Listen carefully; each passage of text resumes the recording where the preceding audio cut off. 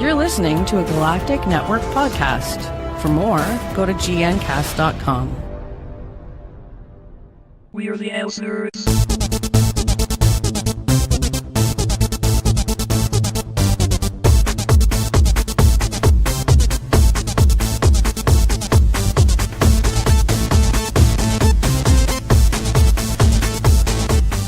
Hello and welcome to ElseNerds, a production of Galactic Network. I'm Gregor Sprague, and joining me is Corey Scott. And real quick before we get started, for all info on this show, including show notes and subscription links, go to ElseNerds.com.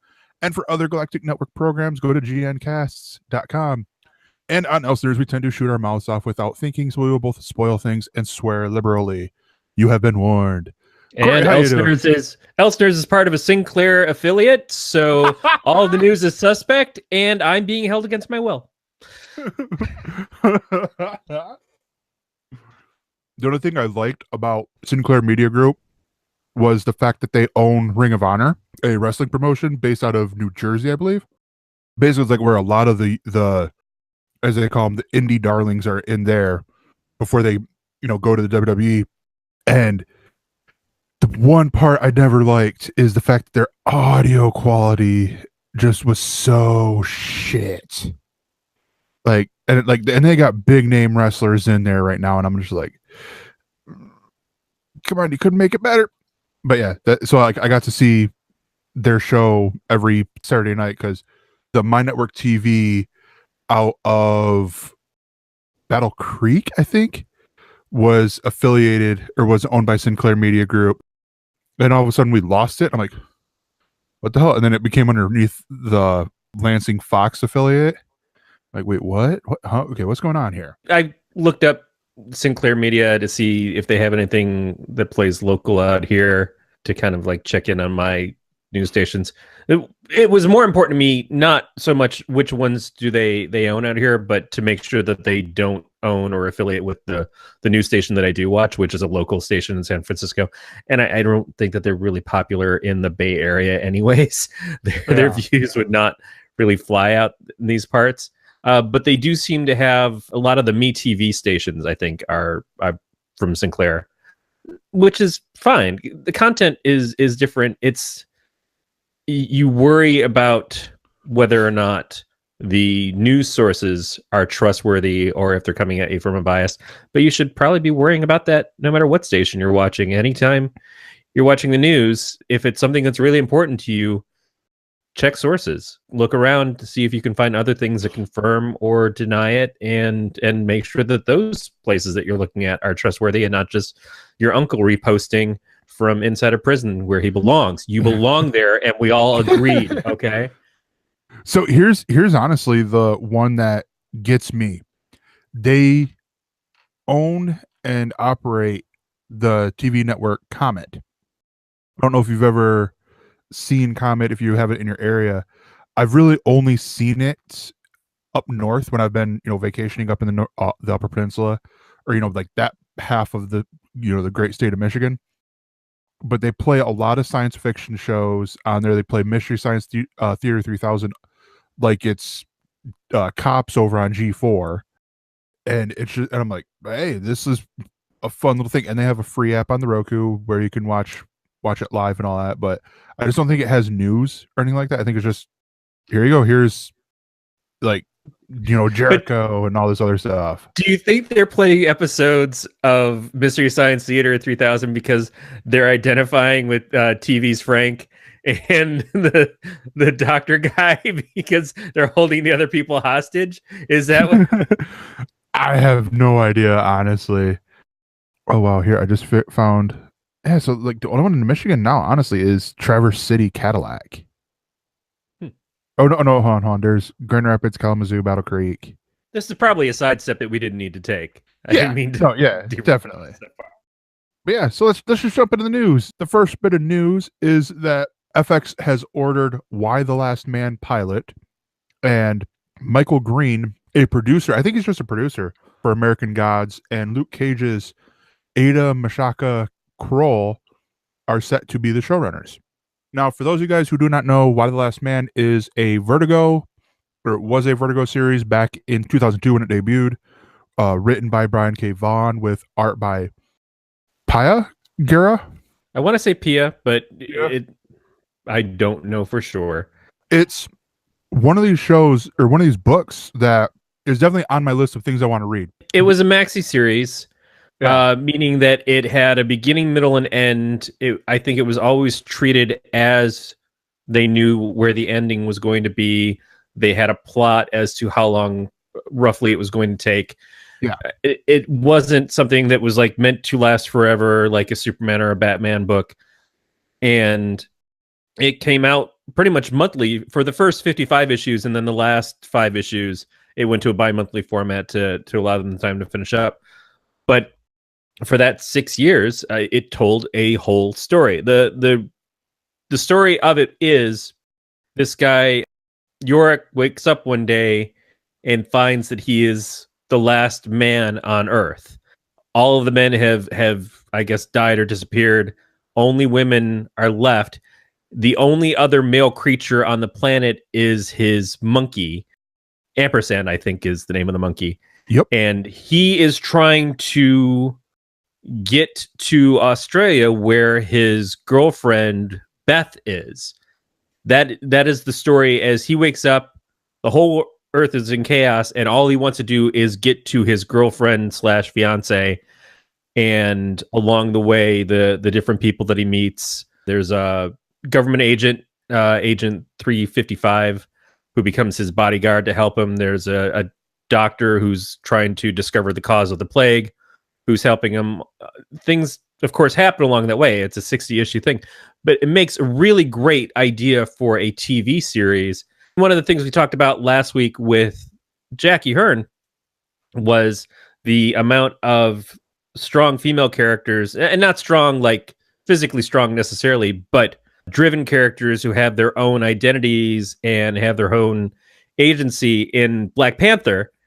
And this is a story that has tons of female characters, even though the main character technically is this guy.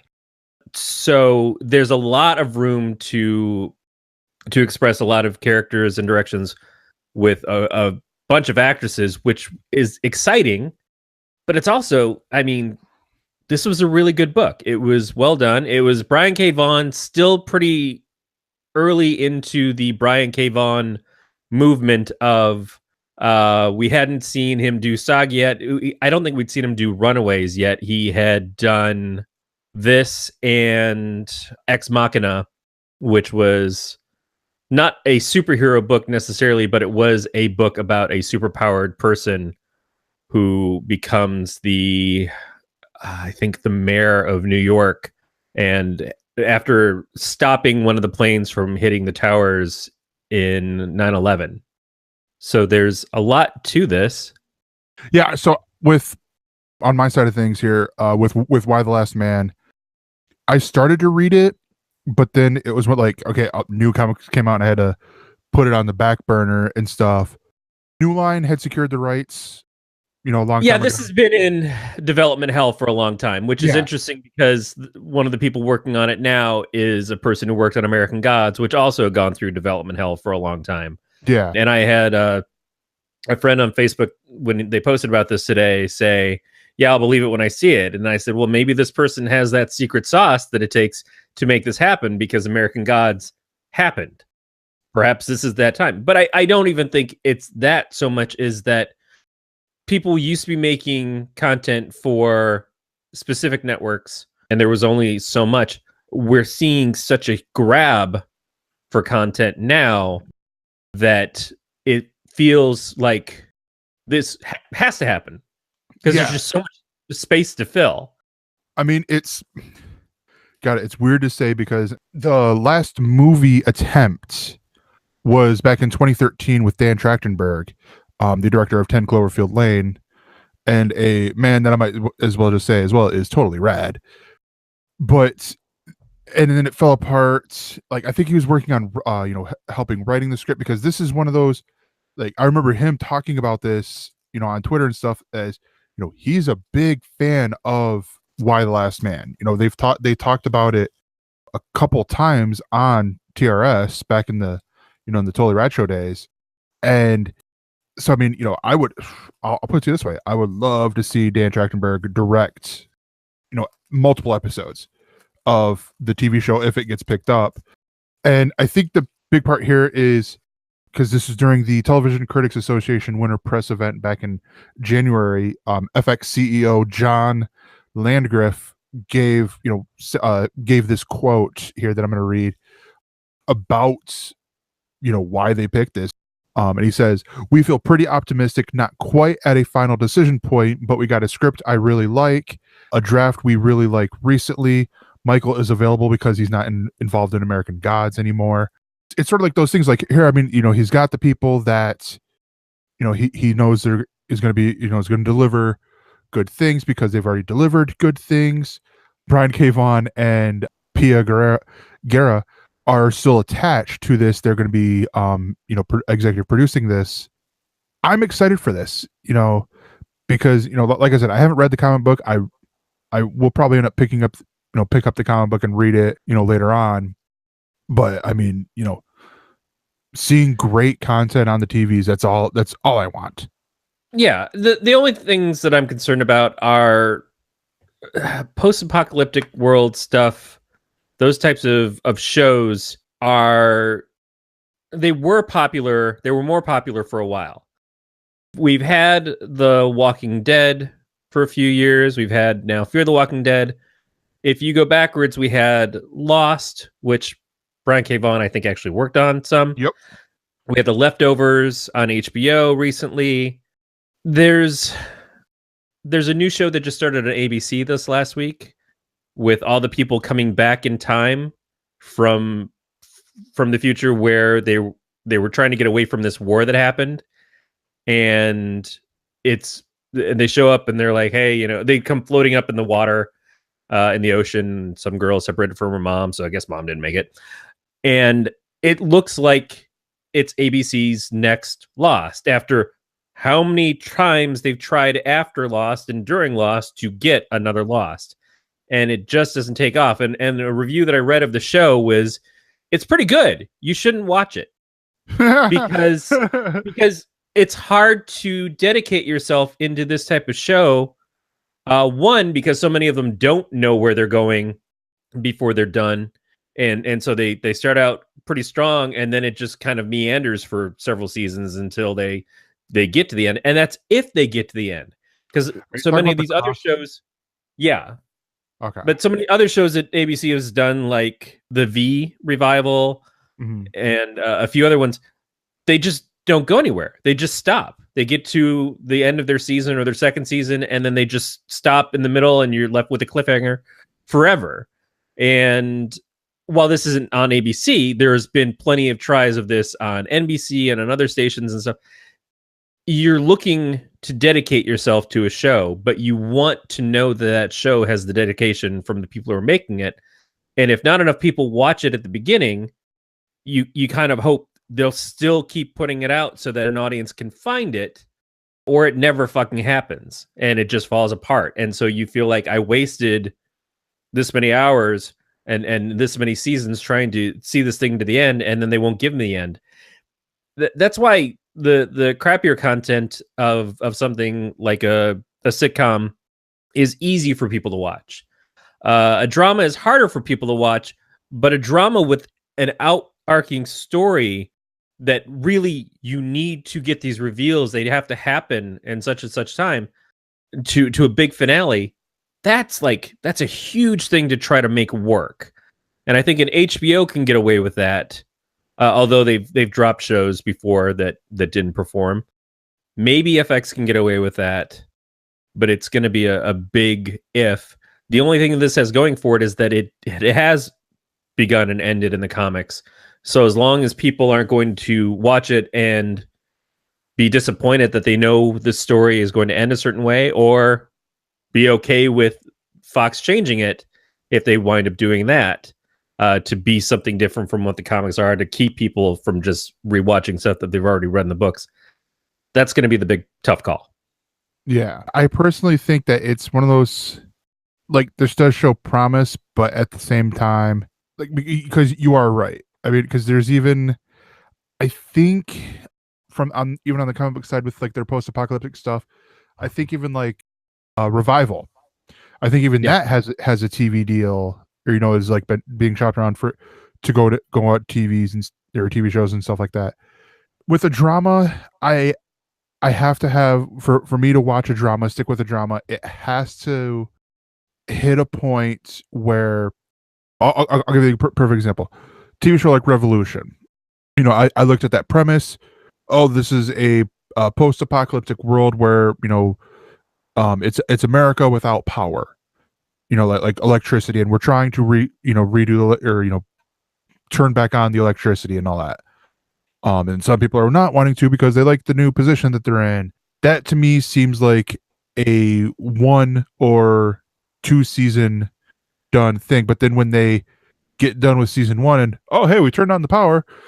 Well, then where do you go from there, jackass? I mean, your whole premise was, oh, we are without power. We're trying to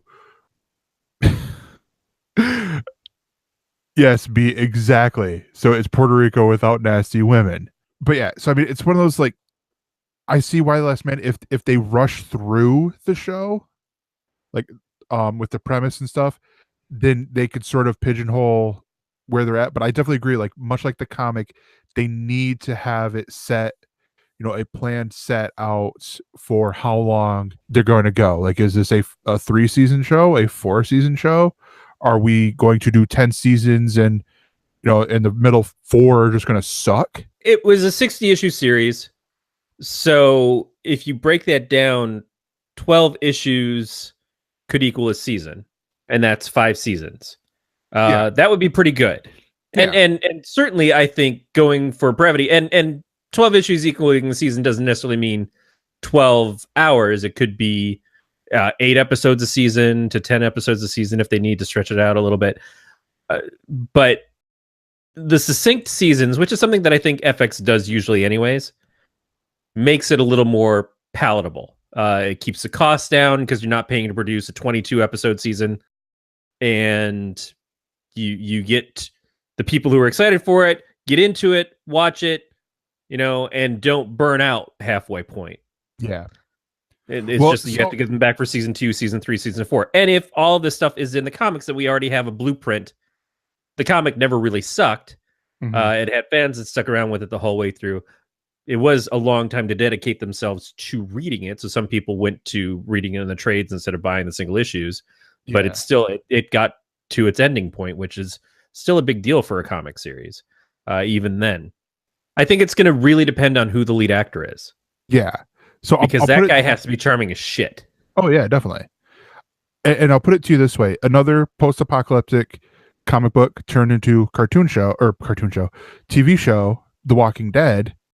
Right now with where they're at, that's another show I've sort of not really given up on, but I haven't watched since their mid-season break. So I didn't see them kill Carl and, oh, is Carl still alive? And Carl, and all that stuff. But with where they're at in relation to the comic books, and I know we're going to get people going, well, they're not the same. They use the comic book as the guideline. Otherwise, you end up with Fear the Walking Dead, and I didn't make it past the pilot. And I'm a big Walking Dead fan. I love the comic. I still read the comic book and all that. I've only taken a break because, with the TV show, because it's just like there's so much going on at once. So much TV and, other life stuff that is going on at once. But with where they're at, comparing it to the comic book, they're not that far from reaching a Game of Thrones moment where they're going to surpass what is going on in the comic books. In all honesty, they are 2 years behind the comic book. So what, 24 issues? Yeah, but the comic book doesn't have seasonal breaks, and they can always stretch something out more in the series to make it take longer as the comic moves forward. But you're hitting on something, which is the comic book is now in the 140 issues range, 150, almost 150. Yeah, 150. So not succinct. So that's part of why the series feels like it's run way too long for me. Why I dropped out a couple seasons ago. And still don't feel like we're seeing any kind of leading to an ending point. The last that I looked, it's just the continuing story of Rick not knowing if he's a good guy or a bad guy this week. Yeah. And who's the new governor. Yeah. So I completely lost interest in that, and that's part of the issue. Is too many issues. 150 comic issues so far. The comic's not in any danger of ending soon, or at least it's not been announced that it's ending soon. And so the TV series is also announced as ending soon. It's just how long can this shit go on? Yeah, if I remember correctly, I remember hearing Kirkman say he has an endpoint and he has an ending idea in mind. I think it's just we are working our way to getting towards there. But again, I mean, no one's going to really know unless it's actually the only people who are going to know are Robert Kirkman and Charlie Adler. Because they're the writer and artists, co-creators of this comic book. The next bit of news is, Corey, have you ever heard of this Karl Urban actor? You might have last seen him playing I was gonna make the joke of from Thor Ragnarok. He played I can't think of the name of the character. I can't think of the name of the character either. It's strange. It didn't matter. He was cool. He was great. Yeah, he was cool. I loved him in it, but God, what was the name? Also from the Star Trek movies, he's been playing Bones. Yes. One of my favorite things that he's done was that Almost Human TV series that Fox fucking killed. And as Beats pointing out, another great one was Dread. Karl Urban's been in a lot of stuff. Yeah. And I have yet to see him in something where he isn't awesome. Thank you, Pete. He is really, really great. And so Karl Urban is signed on to star in the Amazon superhero drama series The Boys, based off of the comic book by Garth Ennis, who people might know his other property, Preacher, that is out on AMC right now. And Derek Robertson, co-creator of The Boys, longtime comic artist, really great guy, actually. And this is exciting because we've been seeing announcements of people who are going to be in The Boys. We know that Jack Quaid, who is from the Hunger Games movies, is playing Huey.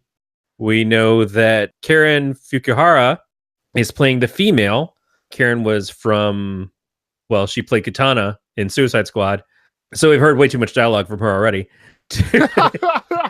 She's going to be playing a moody, quiet character in this too. I think she might be getting typecast. Erin Moriarty is playing Annie January, who is a young superheroine who joins up with the premier superhero team and then finds out that they're all horrible people. The Boys is basically this group led by Urban's character, the Butcher, Billy Butcher. Billy Butcher leads The Boys, and they recruit Huey to be a part of them. And they keep the superheroes in check. They will go and beat the shit out of them if they get out of line. That is kind of the crux of what the comic is about. Yeah. And this is another long-running series. It started out in Wildstorm Comics and then went over to Dynamite after its first 6 issue because Wildstorm dissipated, and was 72 issues. Came out monthly. Did have a couple of spin-off series that happened, but for the most part, very much self-contained, beginning, middle, end, that kind of thing that you want to see. Another maxi series, and terrific stuff. Absolutely over the top, kind of out of line shit that you expect if you've watched Preacher. If you've read anything by Garth Ennis, his stuff is just always going to offend somebody or everybody. And that's kind of the fun thing about it. I could not be more excited to see Urban's name pop up with this. No, yeah. I mean, it's because, again, I'm coming at this more from the opposite side, from the, I haven't read The Boys.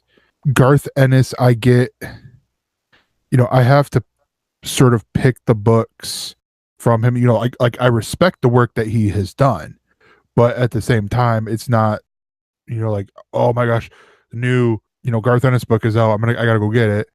because it's always like the last one I think I read was or tried to get into was Six Pack and Dog Wielder hard traveling heroes, and I'm like, which is a spin-off essentially of his Hitman series. So Yeah. that's a weird one to me to try to get into, because it was a modern continuation of a character that was from 15, 20 years ago that was already a weird character and spun out from something that was much more popular, and that book doesn't exist anymore. yeah, Although Hitman is a great book to read because Ennis and McRae were very solid on that. yeah, but like I remember because getting into that book because they were in something else, just before that, the Dog Wielder and Six Pack. Yes, Six Pack and Dog Wielder were in something else at the same time. I think it was in All-Star Sectional or All-Star Section 8. Yeah, that sounds right. Yeah. Which I feel like an asshole now because the artist on there, John McRae, 2 weeks ago was in my comic book shop. And really? And I was like, I feel like I should know who this guy is. But I'm sitting there looking. Dude's cool. Like the dude is cool. And like there was other people there who were got some stuff signed, and I'm just like, the name sounds familiar. Who? And I was about to be like, Corey, who is John McRae? But yeah, that's. I would have told you that he did My Little Pony comics. Well, they had all the Mars Attacks stuff. So I'm like, okay, he must have done Mars Attacks because like all the stuff right there. He probably came from doing stuff like that too. Yeah. Because it's weird. It's out of bounds. It's good stuff. Anyways, so this show is being showrun by Supernatural creator Eric Kripke. Sure. And Seth Rogen and Evan Goldberg, who both work on Preacher, are going to directing the Wait, I guess you mean, at least the premiere.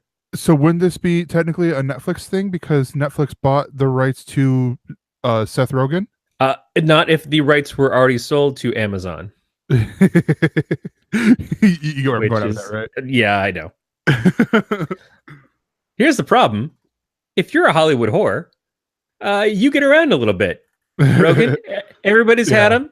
Everybody's been in them. It smells a little bit like I don't know. Like I was going to say something. No, yeah. I was actually, I was going to say like a Franco, but still. But yeah, I mean, it's got people who's worked on like everything. So you've got Neil H. Moritz from Prison Break, all on the production side. Ori Marmur from Preacher, Pavun Shetty from New Girl, and James Weaver of Rogen and Goldberg's Point Grey Pictures. Garth Ennis and Derek Robertson are also on board as co-executive producers. And I mean, so it's like, yeah, you've got like, looking at the producers there, you got producers of drama, drama with some comedy, sitcom comedy, single cam sitcom comedy with New Girl, and then Rogen and Goldberg, who run the gambit of everything. And the other nice thing is that Urban, it says here in the article, it reminds us that he also played Eomer in the second and third Lord of the Rings pictures, which is perfect because Amazon's doing some bullshit with Lord of the Rings. So he's right there. All the money in the world. If they want to repeat everything in even more of a way, they can, because that's what they're gonna do. We just need to see the Lord of the Rings done again already. Yeah, and make it longer. Yes, please extend it even longer. Pricks. Yeah. But anyway, this is fun. I'm excited for this. Oh yeah, definitely. The next bit of news is that Del Toro signs an overall deal with Fox Searchlight. Now, let's do something before we get into this article. Let's not mention the mouse. Let's not mention that possible deal. The fact that he signed a deal with a company that might not be its own company? Yes. Sure. Exactly. Let's look at this for what it is, because Fox Searchlight, for those of you guys who do not know, is typically the indie movies banner for Fox No. Indie movies are owned by that company that you said that we can't mention. True. But so whenever you look at, like, I'm trying to think how to explain this, because Fox Searchlight Pictures are the lower budget movies, or the movies that wouldn't necessarily fit underneath the Fox, the proper Fox banner. And and as Beat is pointing out, Fox Searchlight put out the Oscar winning winner, Shape of Water. They also have done, I think, all of Wes Anderson's stuff, including the new one, Isle of Dogs, which looks amazing as a side note. But yeah, this overall deal with Guillermo del Toro is actually really interesting, because he's been all over the place, because I believe Hellboy was with Universal, I think, or no, I think it was New Line. I think it was New Line, and then you had the first Pacific Rim that he directed, that was with Legendary, and so he's been all over. And so, I mean, to have to now have him, boom. It was Columbia. Oh, Columbia, yeah. And Beat is giving a link to the movies that Fox Searchlight has out there in theaters right now. You got 3 Billboards, Shape of Water, and Isle of Dogs. Coming soon, you have Super Troopers 2, and some others, and then there's a whole bunch of available to own. But yeah, they're typically movies that you can consider, for looking at what Fox Searchlight does, movies that are Oscar bait and or independent movies, like these small budget movies that they wouldn't really lose a lot of money on. Well, one of the things that I was going to point out is with Guillermo del Toro, he's not really someone who works on remakes of stuff. He has done adaptations of comics to film. He was working famously on the Justice League Dark movie, but has moved away from it. He at one point was going to be working on The Hobbit and stepped away from it, so Peter Jackson came back on board for it. But for the most part, everything he's done has been original stuff. And certainly with the success of The Shape of Water, it seems like this is the kind of deal that's going to allow him to keep doing original stuff, as opposed to, oh yeah, now we want you to come and do this other thing for us. And, like, please do Suicide Squad 3 with more Joker and more everything else that's also Joker. Yeah. I'm really excited for this, for a creator who has a very distinct vision and can express himself well in film and story. I haven't seen The Shape of Water yet. I'm very interested in it. I know that it's not for everybody, even as an Oscar-winning film. I know a lot of people just like, oh, the Sex with a Fish movie. It's like, sure, but I think this is probably a good matchup, and he's got a good working relationship with them, and they want to keep him happy and keep him around. It's smart. It's a good move. Yeah. I mean, yeah, you're honestly onto it right there with all that. Oh God, this doesn't show the production companies. Sorry, I'm trying to figure out, like all the, where he's done stuff and all that. But I mean, you're right, and I really do like that as an idea. And he directed Blade 2. Yeah. Which I got to say, I love Blade 2. I mean, that was, for being what it was at the time, that's a great movie. In my opinion, it's the best of the Blade movies. Yeah. It also has Ron Perlman in it, which is part of the reason why I think that their relationship works so well. Yeah. You're completely right with the whole, why they're doing this, because we're getting that now with an article we're going to talk about later. Like, everyone's trying to lock down these creators, also like how Netflix made the joke for April Fools, where they acquired Seth Rogen.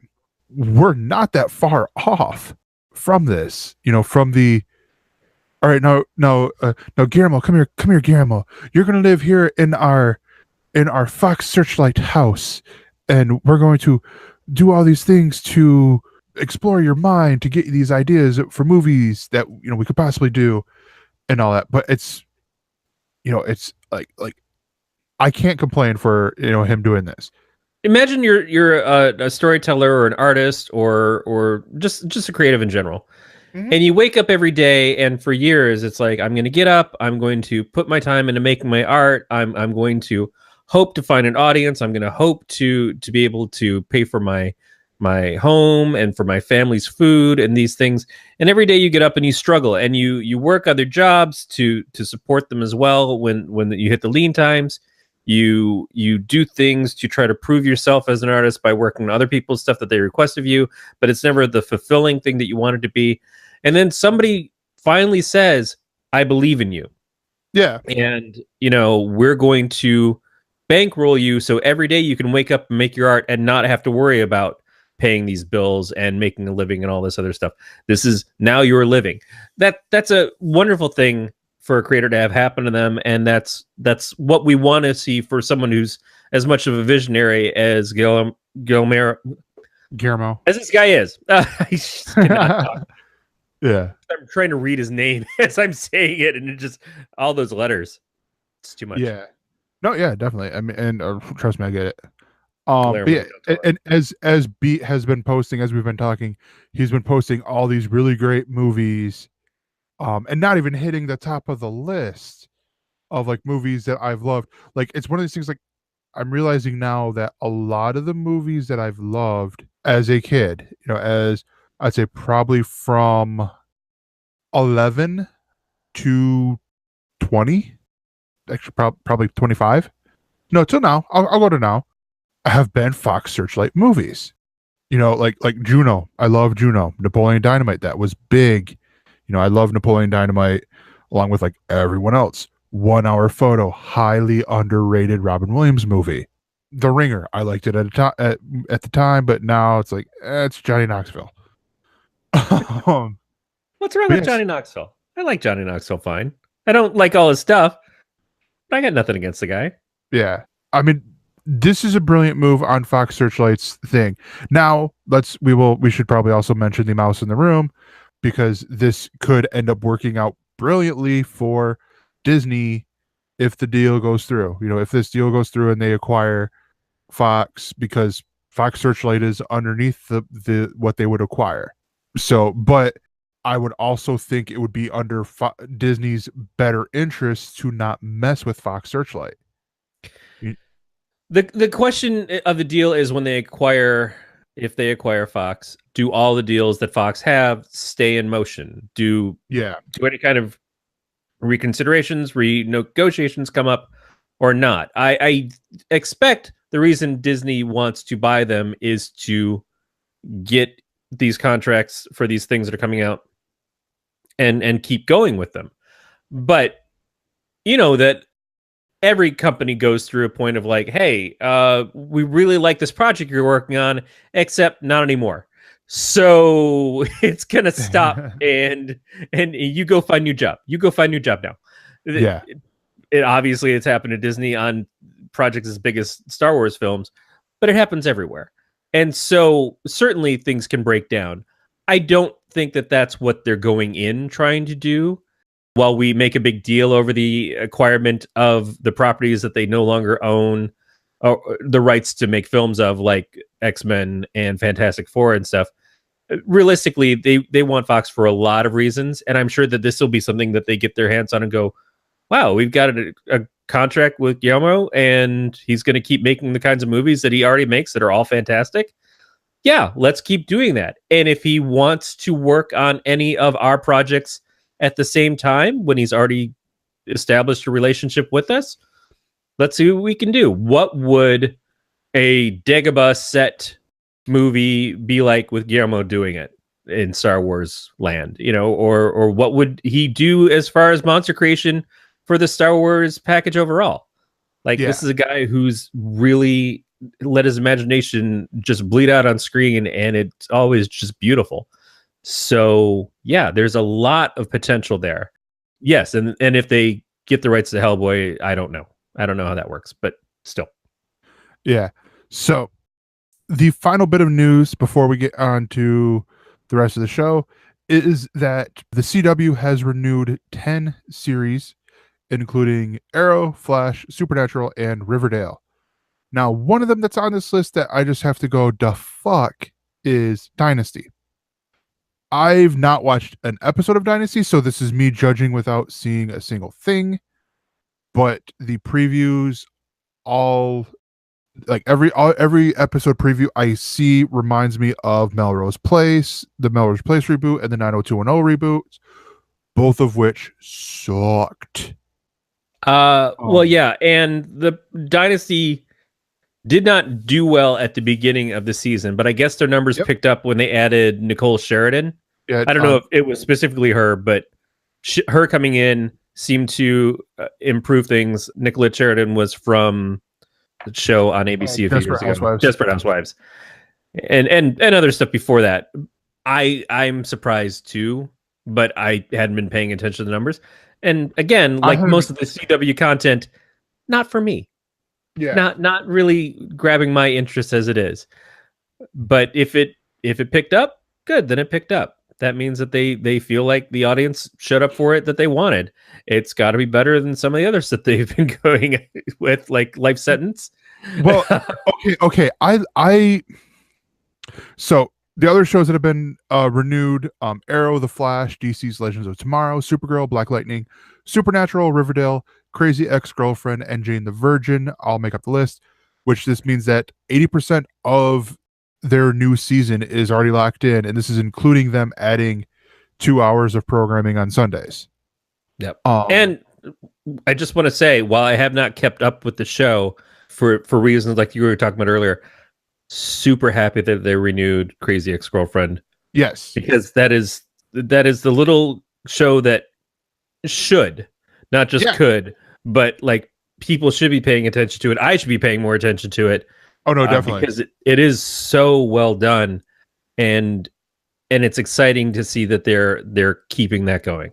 Yeah, the only ones that are on the bubble, to use terms from back when we did starts and stops, are the shows iZombie, The 100, and Life Sentence. And then you, as well as the person who wrote this Bleeding Cool article, which let me go up here and check. Did you write this article? Oh, is your name Dan Wickline? Because he shares the same thing of I wouldn't hold my breath or I wouldn't bet on Life Sentence. But at the same time, I'm like, I like Life Sentence. It's this cute little show. Right, but it's not getting viewers. I know, and I'm probably not the demographic for it, but I mean, it's, I don't know. I like the idea. I like the idea, and I like how they're executing it. And it would be a shame if they, if it does get canceled. Start watching Life Sentence, damn it. That's basically what I'm saying. But no, yeah. So I mean, and I actually have to check. I want to check on Supernatural, because I think Supernatural might still be the one show to be from the WB, the WB days. I believe so. It is certainly the longest running show of the CW network, going into its 14th season, and still supposed to be getting a spinoff next season with Wayward Sisters. Yeah, it came in on the WB for the first season of it. It was, so it's in the endings of the WB, and then it came over to. Yeah, because I think Jared came from Smallville into this. He played who did he play? He played Lana, or no, not Jared Padalecki, Jensen Ackles. Oh, right. Sorry. Yeah, he played White Guy Jock. It was something close to that, Smallville. Jason Teague. Right. He played the character that Lana. Nobody should ever forget. Jason Teague from Smallville. The character is so popular he wasn't in the comics.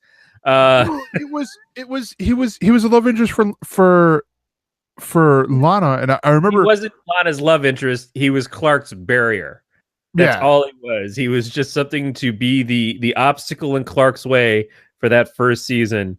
Until it's like no, it wasn't first season. It wasn't first season. It was later on, because the first season was some douchey McDouchebag.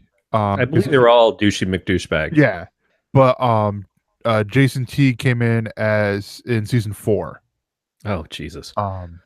Yeah, because it was some other little, hey, I'm a jock and I'm going off to the military here in season 1. And yeah, sorry, I watched a while back ago the season finale of season 1 just to get into season 2 of Smallville. But yeah, no, so Supernatural, it's 14th season, which are like, oh, it's for its record 14th season, which yeah, it's it's so long that it's lasted longer than the network itself.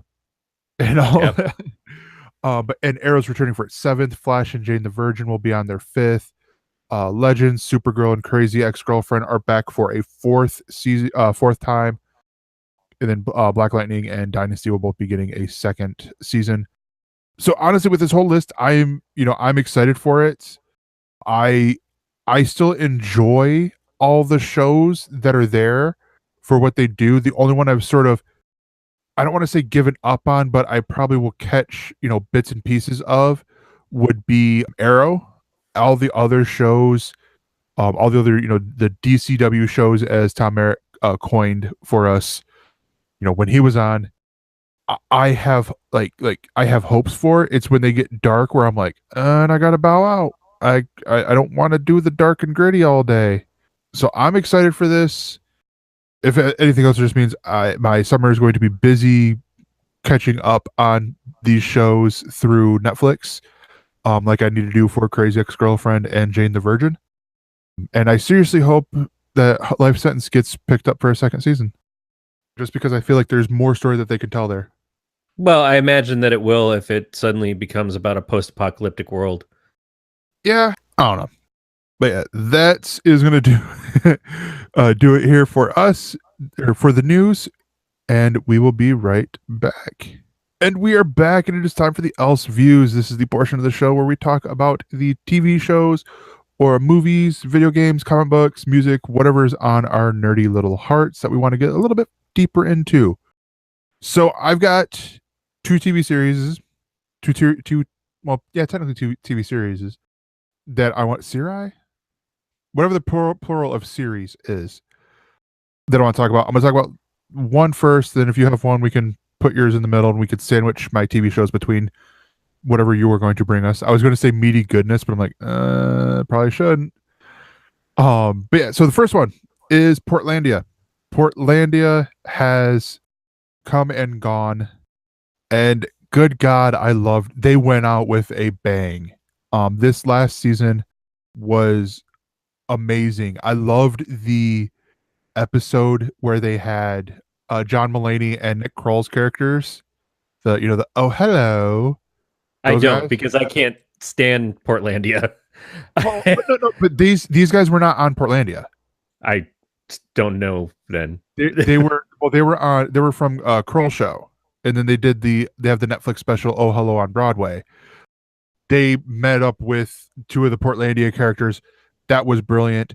The final episode, the series finale, with Kyle MacLachlan's the mayor relieving his duty to someone, to this other lady, so he can get his marathon route in Portland to look like the Portland Rose, because they are the Rose City. And like the ending of that was beautiful, very poetic. If you're a fan of the show, obviously. I mean, if you can't stand the show, then whatever. You ain't gonna fucking like it. I'm pretty sure that I've come to terms with, I don't like Fred Armisen, and I don't like his brand of humor.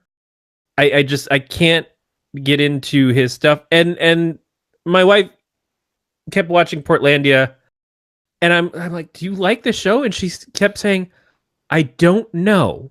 I feel like that's sort of what it is she kept watching it thinking that she's supposed to like it. Yeah. And she couldn't figure out that she did not like it as she watched it, and she just had to but it's good though, right? It's a good show, which I think is so Portland anyways, of like, I'm watching the show because it's supposed to be good. Everyone tells me how good this is, so I'm watching it convincing myself that it's good, even though I despise it inwardly. This is the definition of a hate watch to me, is not even the hate, It's just the radical indifference of I'm watching it trying to fight the nausea that's forming inside of me because it physically makes me sick to my stomach having to sit through it, but I'm convinced that I'm getting something from it that is not actually there. It's like eating stuff that it looks like it's made from a high-end Italian restaurant, like one of those 3 Michelin star chefs made it, but it's secretly they like switched the meal with McDonald's and didn't fucking tell you. At like those Taste Your Choice commercials, it's like, hey, we secretly switched all these people's high brand coffee with Taste Your Choice to make them look like assholes in this commercial. That's it's essentially like that. Is like, here's a show, all the fucking tickers go off of like, it's got this great thing and here's this cool actor and all this funny stuff over here, and you're like, yeah, what? Is someone shoving a finger up my ass? Because this is really uncomfortable of how much I'm not enjoying this. Or if you enjoy a finger up the ass, you may. Well, and that's, and I get that, but at the same time, because I'm like, where I liked Fred Armisen on SNL, and I enjoyed Portlandia. I loved Portlandia. Did you see the SNL the other week with Bill Hader? Yeah, I loved that episode of SNL. I liked a lot of it. I love Bill Hader. Yeah, and that's a problem because the opening sketch, not the cold opening that they do and everything, but the opening sketch that they do, the Californians, which is the fucking skit I was already sick of 2 years before they fucking left the show.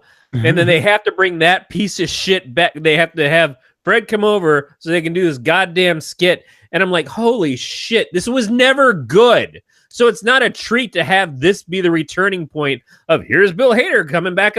Great, Bill Hader's back. It's not like fucking Omeletville or something that when Justin comes on or the Barry Gibb talk show. No, it's the Californians, which is always just a repetitive piece of shit sketch from day one. Never funny. We're all going to look in the mirror now. Shit, fuck no. And they open the show with that so many fucking times. It's like, this is not a reward for me tuning in for this guy. This pisses me off. Pisses me off. But at the same time, it is one of those. And yes, check off the boxes. We have reached maximum Corey rant. But it's one of those things that like for you, it's an unfortunate thing that Bill Hader, this is going to be one of those, one of those shows that, or one of those sketches that whenever he comes back to host SNL, they will probably do the Californians, much like, because that's, I mean, honestly, for me, it's not the Californians that I want him to do. It's Stefan. Yeah, which he did, which was great. Yeah. That was a great bit. It's, doing the Stefan sketch. I love that they brought out John Mulaney. Yeah. It's unfortunate. It's that, and then depending on who else they could get, it would be doing What's Up With That, where but even then he plays such a bit character in that. Yeah, he is a bit character in that. I would have preferred to see the guy with the puppet in the group of people, like the Vietnam puppet, and he like makes a puppet talk all the time and the smoke's coming out of its mouth. That was a way funnier bit to me. Or anything to do with Vincent Price would be fun. He's got such better stuff. But it was just, I think it was a matter of like, well, Fred Armisen's in the building because we let him in once and he doesn't fucking go away. So, but anyways, like I was saying, Portlandia is over. Yeah, it's done. Yeah, so Corey's excited. Corey can go suck a dick. But no. Well, I have to make sure it's vegan if I'm watching Portlandia. But no, in all honesty, as a fan of the show, I'm glad that they left here because the show for me never got stale. It never got like, okay, we're having the same episode. If anything, it did what a lot of shows that I watch from England do, where I'm like, because I watched, I very rarely watched them, as they aired, Thursday night, 10 p.m. Because I was always doing something else. And by that, I have no idea what I would be doing at Thursday nights at 10 p.m. Oh, wait, I was doing the ElseNerds. So I would always watch it, later on. And then I'm like, wait a minute, is this the end? Was that it? because it seems like I would have seen all these other, like I would have seen more promotion for the fact that it was ending, like it was the final, the final episode, because this has been IFC's biggest hit, for a long time. I think honestly right now the next one is going to be Brockmire, because and actually with Portlandia, I mean, even then it was tied up there with Comedy Bang Bang, because everyone was Comedy Bang Bang so awesome, and I enjoyed Comedy Bang Bang too, but at the same time it's like I don't really know what else IFC has to back itself. They've got they've got Brockmire, and they've got what is that, Stand Against Evil, but I think that's really it. It wasn't the Marin show on that channel? Mark Maron ended too. Mark Maron ended last year. Well, he's still in his house. Is he? Like legitly? Yeah. Legit, I looked it up. It is not expensive. It's a nice home. I'm trying to think of where it is. If it's in the LA area, I think it's about $750,000, and it's maybe a 2-bedroom, but one of the bedrooms is pretty much just the size for an office. It's not very big, but it's beautiful. And it's got the garage that has the whole studio and stuff in it. I don't know how much is stuff that's staying, but it's for something that there's a picture in the garage of the president sitting in there. It's pretty damn cool.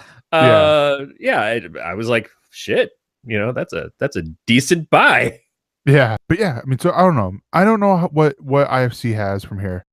Like I said, I am sad that Portlandia is going, but I am glad that they're going now, because on both sides, Carrie Brownstein and Fred Armisen are busy doing other things.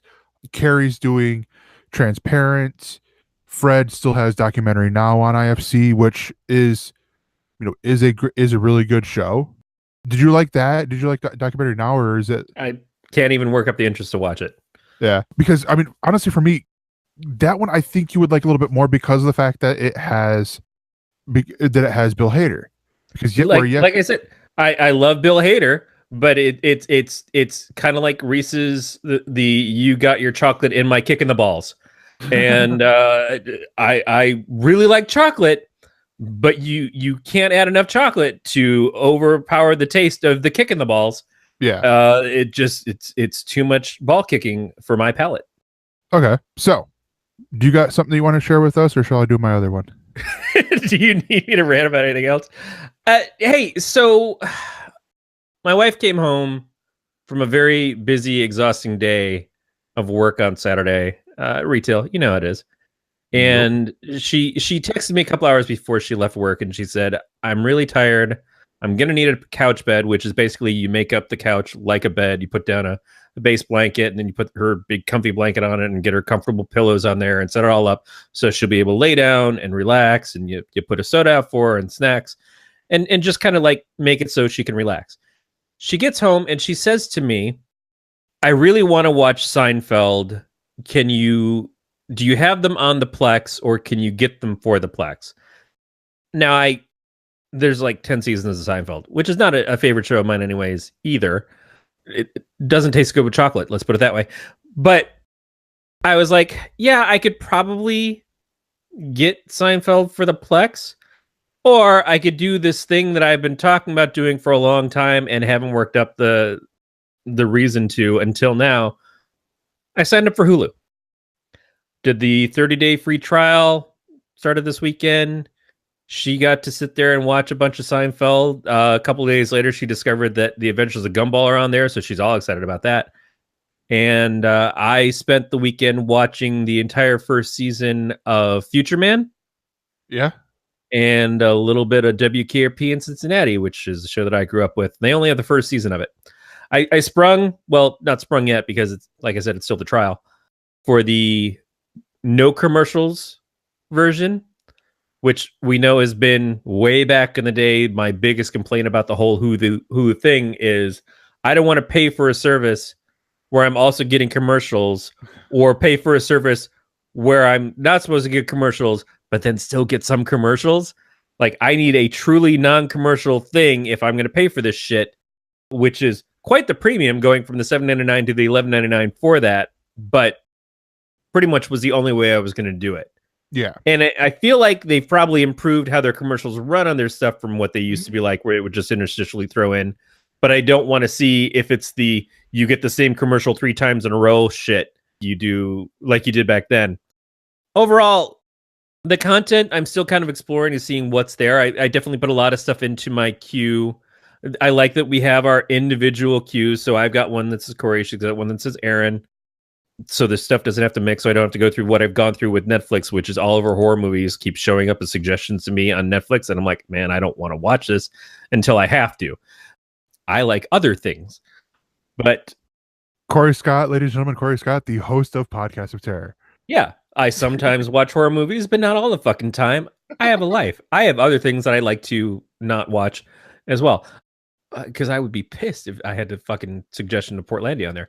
So the interface and the suggestions kind of still a little not right. Like if you go and you search, it's broken up by categories. You have to actually sub-search for everything if you want to look further.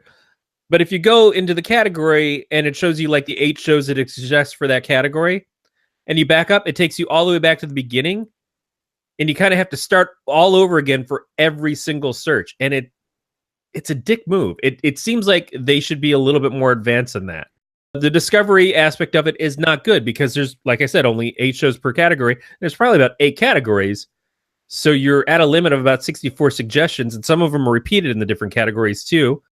Their movie section is not much of anything. So it really, the Hulu presence is just TV shows. And while there is some shows that are originals, it's a lot of stuff that you would normally see on TV or have seen sometime in your life. Like the WKRP I was really excited about, really bummed out that it's only the first season. Not even the first 4 seasons or the original series, let alone the series that came out in the 80s, the Return to WKRP.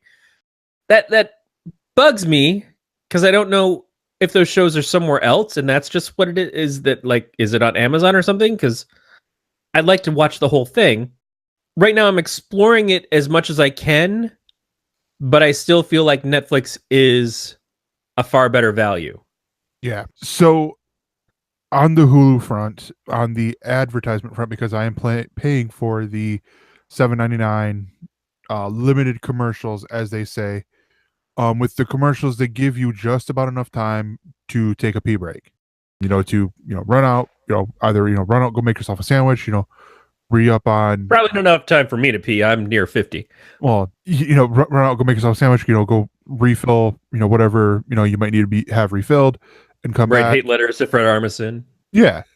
Yeah, the normal things you do during commercial breaks. But then the only places I've seen it where the commercials have been more diverse, it's not like it's the Cartoon Network app where it repeats the same commercial for a game you're already playing. Cartoon Network Matchland or Steven Universe, because hey, that's coming back out. It's like, oh well, what about these other shows that you do? No, Steven Universe. Well, I'll be honest with you. When I watch the Cartoon Network regularly, it's the same goddamn commercials over and over again on that too. Like the amount of times that I see the Sonic commercials with Ellie Kemper, who I adore. Don't get me wrong. Yeah, but it's just like the same 2 commercials. Every commercial break, it's like, here's the first one, next commercial break, here's the next one, and then back to the first one again, the next commercial break. Oh, man. Yeah. Oh, man. But yeah, I mean, so the commercials on Hulu have definitely improved. The only real complaint I have is, and again, I'm going to echo on what you said. I don't know if it's like deals that it's on other networks, on other services like an Acorn.tv, but with some of the British stuff, because that's where it's the British programming and the animes are what's really going to separate between Netflix and Hulu and all that stuff, because in all honesty, Hulu has a much better way for you to watch it in as dubbed or subbed, where Netflix, to give an example, has I believe it's an Academy nominated film called My Life as a Zucchini, where they only have the French version.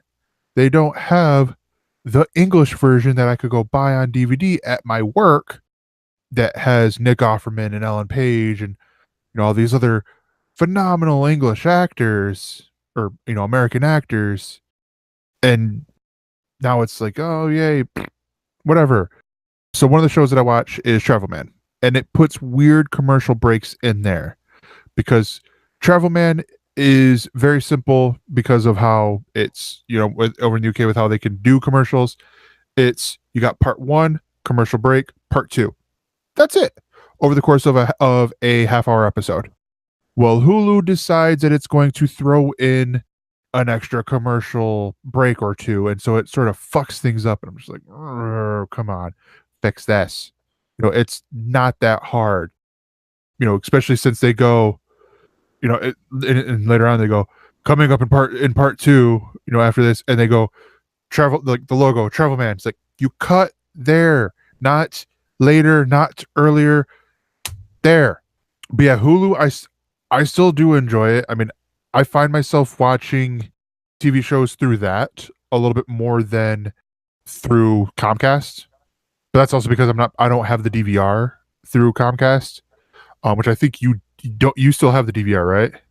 Yeah, I actually just had to replace my Comcast box in the last 2 weeks, which I was surprised that a bunch of my stuff from the DVR transferred over to the new box, but not everything. So it's a little weird. It's like some of the stuff sits on their servers, I guess, but some of the older stuff, like that was the other good thing about getting Hulu is I was in the midst of watching Atlanta, but I hadn't made it through the whole first season yet, and now I'm missing those episodes for my DVR, but they're on Hulu. They're available. Yeah, and I mean and some of the movies on the movie side, it's a little tricky because they're playing. What I found is a lot of them, or a good chunk of the movies, are also available on Amazon Prime. But then they do get some of the the exclusive streaming rights for some really good movies. Like I believe Detroit is streaming exclusively on Hulu. But yeah, Hulu does offer some pretty good stuff. But again, it's that your price may vary. I honestly think if you needed to jump down to the commercial version, it wouldn't be that bad because I mean, I don't know how the commercials would be out there in California, but for here, I mean, occasionally we get local stuff in there. I'm like, wait, what? How did we have the auto shop here in our commercials on Hulu? Or Consumers Energy? Well, Consumers Energy I get because that's like the only power people here in Michigan that advertise on there. And there's enough repetition to where it's not like it used to be where it was, now here's the Xanax commercial, and here's the Ready Player One commercial. The only commercial that's been repeating has been Isle of Dogs. That's been it. Everything else has been, a different commercial every break. And it's only been like Isle of Dogs is in maybe every other break, not necessarily like all the breaks. Like, oh, hey, now the show's brought to you by Isle of Dogs in case you didn't notice this. And stuff like that. But yeah. I don't know. But so Hulu is what you're recommending? I don't know if I'm recommending it so much. I'm experimenting with it to see. So far, it's worth the trial. Yeah. And it may be something that I stick with for a couple of months to get through a few things. I don't know about the long term of it, at least not as a continuous. It may be we drop Hulu after a certain period of time and go and check something else, because since I'm still a cable subscriber, the idea of having Hulu to watch the shows the day after that they air on like CW or any number of other stations, because I am a cord cutter, that doesn't really apply to me. I am someone who still DVRs the shows on TV. I'll have to see if the experience of while I'm watching Atlanta or while I'm going to catch up on Legion season 1 to start watching Legion season 2, I'll have to see if I get through that first season and then continue to watch the new episodes on Hulu, or if I just watch them off the DVR, if the experience is different. I mean, on the Hulu, conceivably, the commercials will be cut out, and I want to fast forward through them. But is that really that big of a deal? for a you DVR experience. If you did the Hulu live TV, the only complaint I've heard with like the Hulu. No, I don't mean the live TV. I mean the watching the episodes. Yeah, as the series show up on Hulu. Yeah, I'm not subscribing to their TV service. Yeah, I know. Yeah, like I get that now because, and I think here's the other part that I would even say is Hulu would be okay if you didn't have a DVR with your cable subscription. Like Right. we don't have the DVR and all that stuff. So, but we have the on demand. We can watch all the stuff on demand, and it's basically like it is DVR'd from the night before, whenever it aired in that past week. And then if we wait a little longer, it's the reduced commercial version. But yeah, I mean, I enjoyed Hulu. Definitely check out because you can now check out Marvel's Runaways. Yeah, that's my cue. Gosh, there's a bunch of other shows. One other show that will be there soon-ish, I think, maybe. I don't know. It's weird because it's Cartoon Network, and it's their newest show, Craig of the Creek.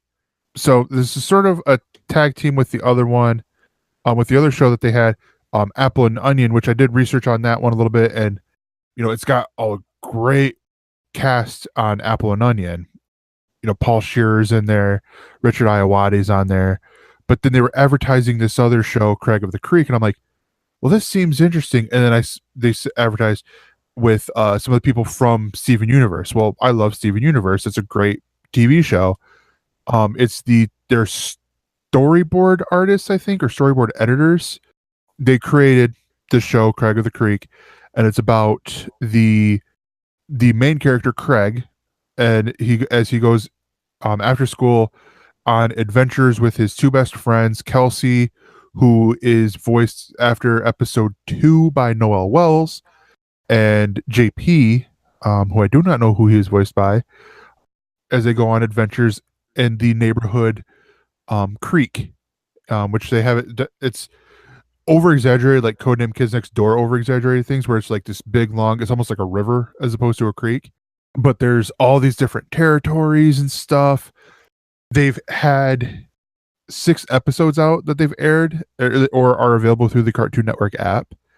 And some of the episodes are really good, like just like really touching, as opposed to just, oh, this is great for kids, but just like, all right, this is like one of the earlier episodes. Oh, also, Craig of the Creek features Terry Crews playing Craig's dad, because one of the episodes, Craig just wants to map out the creek, the whole area, with including all the different monuments and places named after people who've done great things.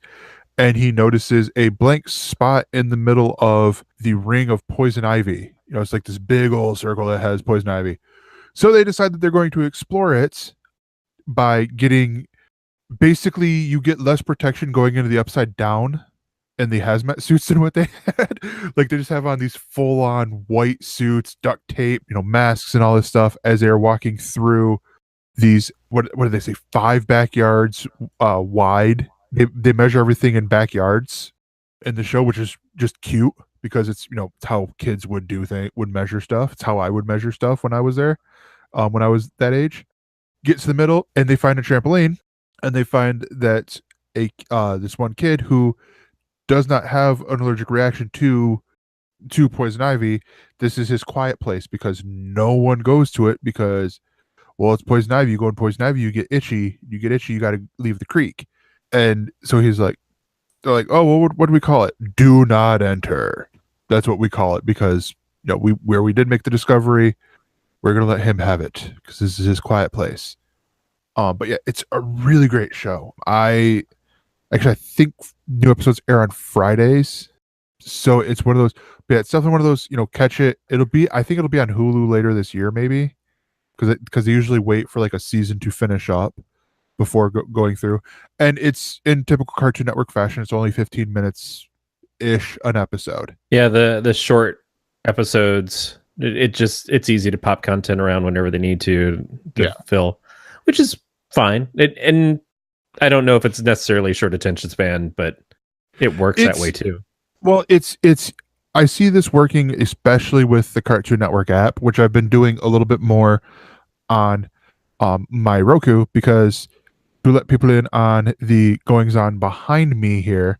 On my TV, I do not have the cable box anymore because we got a TV for the living room. So the cable box that was here is now out there, and I use my Roku as my cable box because of the Comcast Beta app.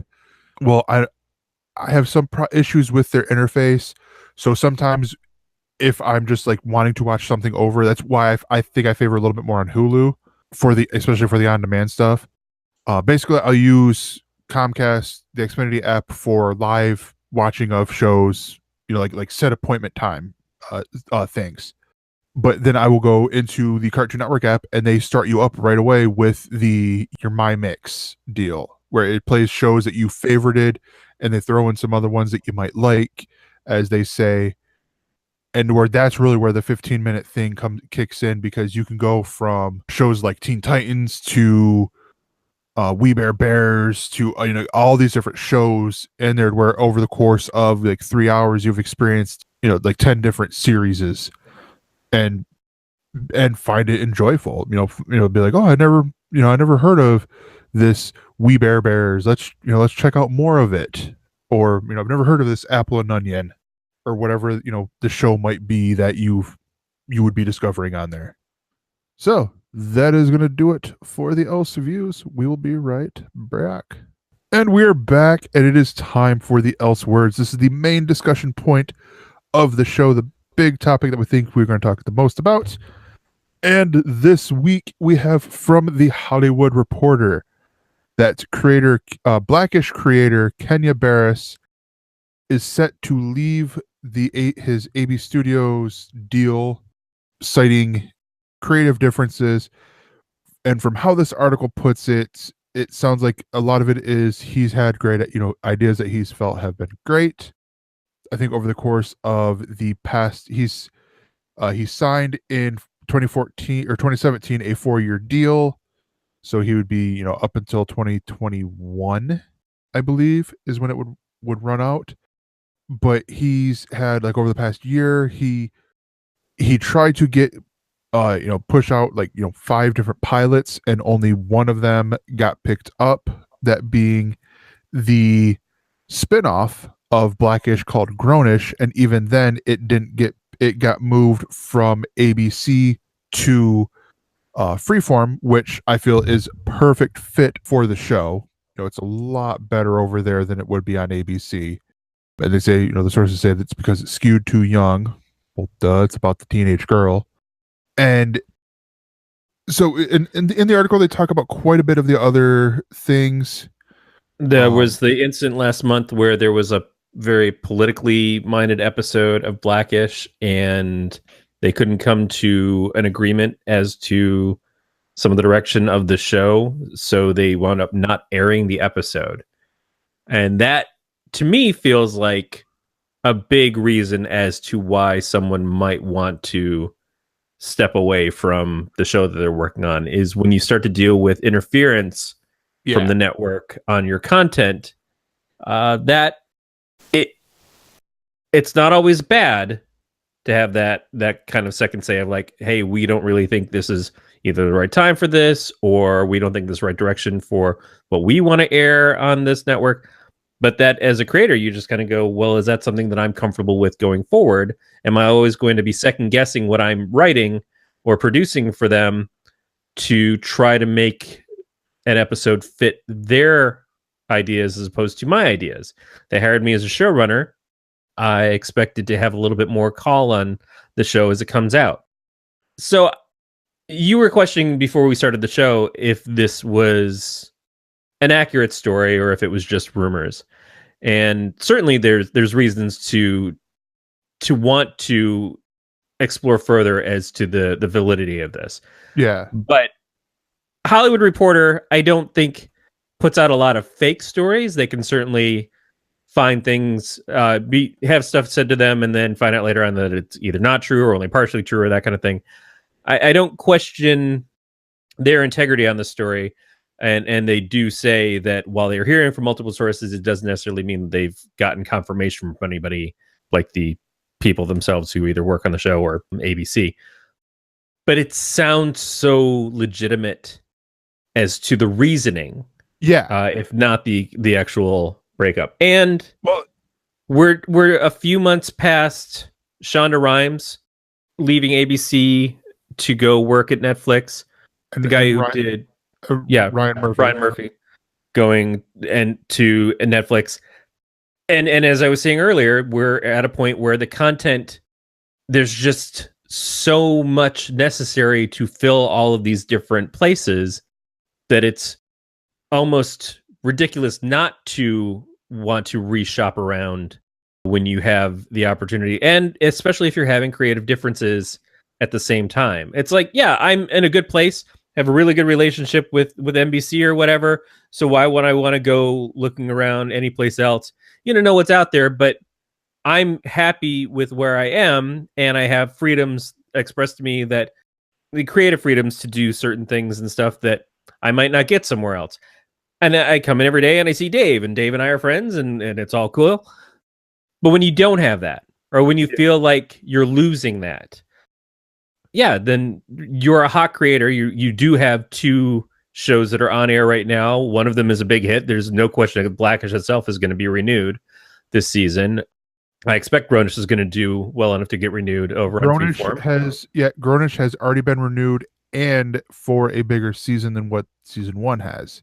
Yeah, so that's a perfect time that if you don't feel like you're going to have the best situation going forward, that you say, yeah, I'll see who else is out there. Yeah, I feel like he's doing this more because of the fact that, so we look at some of the other shows they talk about in here that he's, attempted to create. There was the, as it says, Grownish was one of 3 projects Barris developed for ABC in 2017. The politically themed family comedy Libby and Malcolm, starring Felicity Huffman and Courtney B. Vance, was a script from Barris, and it was considered a frontrunner to go to series given its timely premise of 2 politically divided pundits who fall in love. ABC passed.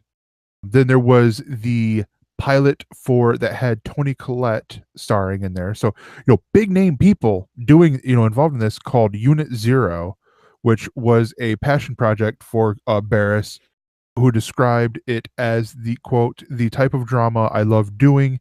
It pulls back the curtain on what it's like to be a woman in a historically male-dominated field, and it shows underrepresented voices that also did not get picked up. Then there was the third one, and the one that I feel like probably was that final little push. They originally handed out a straight-to-series order for a family comedy written by Barris, with Alec Baldwin attached to executive produce and potentially star. Baldwin exited the multi-camera comedy after reading the script, and the series was downgraded to a pilot before ultimately being rolled off cycle after trouble casting a lead of his caliber. Sources say the project may never see the light of day. Meanwhile, the Barris-produced single-camera comedy Bright Futures landed at another network, ABC or NBC, for a late season pilot order. Yeah, so I mean, it sounds like he's got like all the executives over at ABC see him is for the Ish family, the Blackish, Grownish, that little universe that they have there. Meanwhile, Netflix, which, I mean, obviously Netflix is able to take more risks and all that. I mean, because, for God's sake, they renewed Hemlock Grove a couple times. And Barris is already involved over at Netflix. He's written a script for a Shaft reboot starring Samuel L. Jackson. Which Samuel L. Jackson already did a Shaft reboot. That's kind of weird to me. And New Line is producing that. He is also attached to rewrite the script to a reboot or to a sequel to Eddie Murphy's Coming to America. And both of these, he's already written the movie Girls Trip. But yeah, so it seems like, this is Netflix going, hey, or if this is true and he does go over to Netflix, it should be like wherever he goes, whether it's Netflix, Amazon Prime, it would be weird for Hulu, but I mean, wherever he ends up, it's like, what else you got? We've seen this. What else do you have? And all that. Yeah, I I don't think that there's any arguing that this guy's got the chops and has a body of work that even goes before Blackish. It's not like that was his first show. Are we at a point in time where we start to look at Netflix didn't just hire somebody to go and make content for them? In a way, I'm not going to call it poaching, but it does start to feel like there's a targeting of big name showrunners from these other networks, and Netflix is going hard to get them. Like the Shonda Rhimes thing, when it was announced, it wasn't like in the $100 million range or something. Yeah. Ryan Murphy was $300 million. Now I don't know that a Ryan Murphy is worth 3 times as much as a Shonda Rhimes, but I don't know. I don't watch either one of their shows. It's still like, is it just we're willing to bank whatever we have to not only get new content for ourselves, but to not give that content to the broadcast networks? Because we're looking at Amazon's putting $1 billion into however many seasons they're planning to do of this Lord of the Rings series. There's some other stuff that they're putting out as well. A League of Their Own series is coming to Amazon. I'm not a huge proponent of telling us the same goddamn things we've already seen before. I would rather get new shows, and Netflix to me is being more interesting because they're getting people. It's not like Shonda Rhimes is going to come over and do like the remake of Grey's Anatomy, but she's going to do content that's similar. That's fine, but giving us new shows as opposed to redone stuff of things that we've seen, especially recently with Lord of the Rings. But it is like we want people to look at us in the same way and to subscribe to us in the same way as that they've gotten used to watching these TV channels for however many years. So we're just going to put all the money into it, and it's more about taking down the broadcast networks than it is making sure that you've got the best content around. I don't think that they're not expecting to get great content out of Barris, out of Rhimes, out of Murphy, but I do think that that's an extraordinary amount of money to put on any of them that is more about come over here than it is, oh yeah, you make great shows. We'd love you to make great shows for us. It's don't make shows for them. It feels like that's the primary target. Well, to steal a cord killer segment. I mean, I could see that, but at the same time, I mean, we're talking about the co-creator of America's Next Top Model here, and I honestly look at it like it very well could partially be that. That Netflix is like going, hey, make your cool shit over here. But I look at it as for someone like Kenya, where he's coming up with different ideas, for ABC, which he already has a deal with them. I think he has like a first look deal or something right now with them, and they're going, all right, and they get really promising on one because he's got Alec Baldwin attached on this, and then Alec Baldwin backs out, and then hold on, let's get a pilot up here. Let's wait for a pilot before we commit to anything, and then that falls apart. I could see getting pissed off, getting frustrated, getting pissed off, and wanting out of my contract early to go do things at other places. I don't see Baldwin, first of all, as being a huge draw. What's the last thing he did between now and when he was on 30 Rock? Other than showing up as Trump on SNL, what is Alec Baldwin really doing? He's done the Match Game. I don't see the people are like screaming for the next Alec Baldwin series. I'm sure he'd do great, but yeah. Is he really like, oh, well, we lost Baldwin, so that's what we're banking on? I guess to the network it was, because they've got a development deal with him. He's part of their network too. But yeah. It just seems like we could have found somebody equally as good. I don't know. And maybe less temperamental. Yeah, I don't know. I think that was part of it, was that, but I look at this like, because I mean, I think it was the same thing with Shonda Rhimes. Like she was she's probably come up with all these different ideas, and they're like, well, we want to fill out the Thursday night lineup here, with like these shows that you've been doing and all that. So can you give us more stuff like that? Can you give us these more dramas where everyone sleeps with everyone else and stuff like that? And She's also had a couple of shows that turned into dogs really fast. yeah, that one about the woman whose boyfriend turned out to be a con man, and then she chased him down. That had the one from The Killing, The Killing, and some other show I think recently didn't take off for her either. But she was at the end of her contract. It was a matter of I'm up for contract renewal, and this is when people are courting me. And Netflix swooped in and said, "Hey, we are really interested in having you." Ryan Murphy, same thing. Contract up. We're going to swoop in, pick you up, take you away, like not even let other people bid with the crazy amount of money we're going to throw at you. If Barris breaks his contract and then Netflix picks him up, or if he breaks it conceivably to go to Netflix, which has not been reported, this is speculation, that's a different story. One, I don't know how much I would be looking forward to working with someone who broke their contract to come get a better deal. On the other hand, it's a little David Chappelle, and he just took off for a few years, but came back and is doing just fine. And Netflix has a good relationship with him, apparently. yeah. So maybe there's a precedent set. I don't know. I do still wonder, like, there's definitely hit shows on Netflix, but for the amount of content that they're trying to put in, there are a lot of shows on Netflix that get lost in the shuffle. Yeah. That are perfectly fine shows and would probably have maybe a better chance of finding an audience on ABC. Although things like The Crossing, I don't know that I have faith in ABC to have that show happen. And maybe it's better because it's on Netflix to have something like you were talking about. What's the one with the guy from Will and Grace? I was watching it, Travelers, I think, where the people come back in time. It's kind of like a reverse Quantum Leap.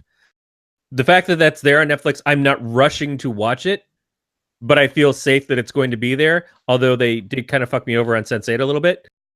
But when you see things like One Day at a Time, which everybody who watches it seems to think it's a really great show, but there aren't that many people actually watching it, and it's possible it's going to get canceled because it's not getting enough viewership on Netflix. Yeah, it's nice if you get that contract of like, hey, develop for us. And then you put your shows on there and they don't do anything. And so you kind of hang out in obscurity for a few years until your contract's up. And then nobody's really interested in hiring you at the level that they would have before if you had an actual hit show on broadcast TV, on commercial television. Yeah. That's sort of my worry. Mm-hmm. Netflix has certainly proved itself better than Hulu with their original content, and even Amazon with their original content. Not that they haven't each had their hits, but they haven't landed at such a high degree yet. It's still really kind of an open frontier that is not fully fleshed out as to how the longevity of it is. And then we're looking at things like competitors of the possibility of Disney's streaming services when they come out. Mm-hmm. If CBS's streaming is actually going to mount anything past Star Trek, who knows? There's just so much that's uncertain. It's both exciting, but it's scary. On the other hand, let's be honest. If I made $100 million, I'm not worried for the rest of my life. Yeah. Like, I may creatively say, damn, I should have gone and done this other thing. It would have been really creative, fulfilling. But I am in a bathtub full of gold bullion just because, and feel it jingling my testes in the glittery effect. That's cool. I'll be okay. I'll be just fine. I'll buy Mark Maron's house if I have to. With spare change from my coin purse, if you get my drift. Yeah. I like Blackish. I don't want Blackish to lose what I value about it. I don't know if he's been working directly on it as much. Certainly when he does, his episodes get cut, so I don't know how much of it is on him. But I don't want to see Blackish and Grownish go away or lose the magic that makes them. And a lot of that is their casts. I think their casts are terrific. That's a big reason why I watch it. But they give them great material too. Mm-hmm. I couldn't have said it better myself, honestly. Because honestly, I'm split with this article. Like, it's part of me, I'm like, okay, yeah, if he's upset with the deal that he has over at ABC, or at ABC Studios, then yeah, break that contract. Because I mean, I come at it from the professional wrestling fan standpoint. There have been numerous people who have complained and about the fact about how WWE has treated them and all that stuff, and so they ask for their release on their contract, and they're out touring the world, on the indie scene, and they're making bank because they were on WWE for a month or whatever. Yeah, this is going from DC Comics or Marvel Comics to Image or Dynamite, or something, and so there's the chance that your Image book is huge, that you land a saga or something of that equivalent, or there's the chance that your book is gone in 6 issues. It's the same sort of deal. Seriously, that is looking at anything is a risk when you're signing contracts and stuff. It's saying, hey, fuck you, Dollar General, I'm gonna go work at Target. And then all of a sudden you get to Target, and Target's like, yeah, you know what? We work worse than Dollar General. I'm not saying that's the case. I'm just saying that could have been. And you're going to have a horrible time here. Yeah, I was like, what are you smoking there for? But if Target gave you, $50,000 up front to come work for them for that first year, you're like, yeah, I'll be miserable for the first year, but I'll be fine. Yeah. But I'll be miserable. To use a line from Silicon Valley, I'll be miserable in a Tesla. Yeah. But yeah, so I think that's just going to do it here for us. It's going to wrap up the show. And you can contact us by leaving us a voicemail at 805-328-3966 or by emailing us mail@elsenerds.com. All subscription options can be found over at gncasts.com/subscribe. And also, you go over there you search on the social medias, Facebook, Twitter, for Galactic Netcasts or Netcast. You will find all about the network, all about the shows that, all the other shows that are going on out there. You can also follow us on Twitter. We're at ElseNerds. And you can follow our producer, Beatmaster. He is at Beatmaster80. Sean can be found at SBurnsPA. And we need to get a hold of him because, it's coming up to that summertime, summertime, and hopefully he'll be able to join us a little bit more frequently. That'd be great, right? Yeah, I miss Sean. Yes. And I can be found over on Twitter at @ThatGregor. A lot of my social media things are @ThatGregor, including my Twitch, which I should be doing some here in this coming week because I've got time off and I'm almost caught up on comic books. Like, no, I'm dead serious on that. I am only a week behind. That's because I wasn't able to go to the comic book store to buy some comics where I'm not having like 30 comic books and all that stuff. It's a little bit smaller. But yeah, that's twitch.tv/thatgregor. Now I see on here a StifuCast.com. What is that? What is StifuCast? Stifu is the Stefan Fancast, where we talk about Bill Hader without Fred Armisen holding him back. No, talking about New York's hottest clubs. Yes. It's that thing like where they do that stuff, but I don't know. I don't know the stuff in bit that well. No, it's that thing where they hold you put your feet on their head. Crowley says, Stefu? Oh, bless you. Hey, no blessings involved. We're doing a new show. I'm doing a new show with Nate and Brandon over on Inkgeek Studios. And if you go to stfucast.com, the first episode, and before that, the sort of beta episode that turned into a first episode inadvertently, are available now. You can find them in the feeds if you look up Solutions to Fix the Universe. It's basically advice, but indirect advice. Like, we're not giving advice to any particular person, and we're certainly not giving it about any particular thing, because like all of the shows that I'm on, it just veers into weird places. But we start with a problem of the week, and we look to see if we can find a resolution for it by the end. And there's a lot of swearing and uncomfortableness, like you'd expect. So if you're interested, I'd love it if you checked it out and let us know what you think of it. So the final thing to be said is this has been a Don't Tell Glenn production. We will see you next week. Or I know I have a problem with saying